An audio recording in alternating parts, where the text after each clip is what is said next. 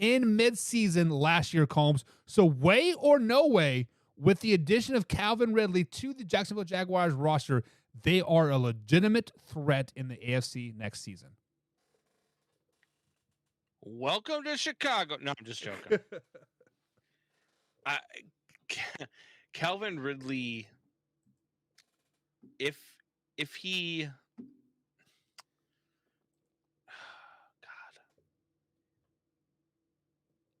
yeah, I'd have to say they're a threat. I mean, I really need to see it again from Trevor Lawrence. I said he was a bust coming out of the draft. You agreed with me. There was a bust coming out of the draft. So far, I think I wouldn't say necessarily a bust, but he's definitely not what our peers in this industry were saying about him coming out of the draft. He was not the prototypical quarterback that you would build in a lab if you were going to build a quarterback.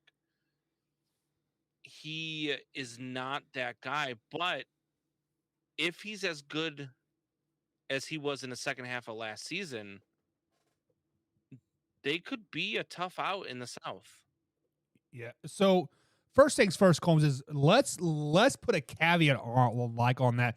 We said he was going to be a bust when what's his face was still the coach there, the dude from Ohio State. Forget his name.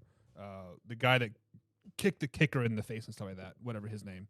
Urban Meyer, right? Oh, yeah, you're talking Urban Meyer. Yeah, so let's just go ahead and put a caveat on that because Doug Peterson is a quarterback whisperer. For whatever reason, Doug Peterson gets the best out of his quarterbacks, Nick Foles, right, et cetera, et cetera, et cetera. The list goes on and on and on. But to say that the Jacksonville Jaguars are a legitimate threat with Calvin Ridley on their roster, Combs, the Jags are a legitimate threat even without Calvin Ridley on their roster. The Jacksonville Jaguars took so many leaps and bounds this season. It was just crazy to see how they were. Didn't you have them in the top 10 of your power rankings like the first 5 weeks of the season, and then they dropped the 5 or 6 games in a row, and we're like, well, write these guys off, and then all of a sudden they're winning a playoff game. We're like, what just happened? Them winning that playoff game and playing the Kansas City Chiefs the way they did, that is a huge momentum shift in Jacksonville. Now they are expecting to win the South. Now they are expecting to compete in the AFC.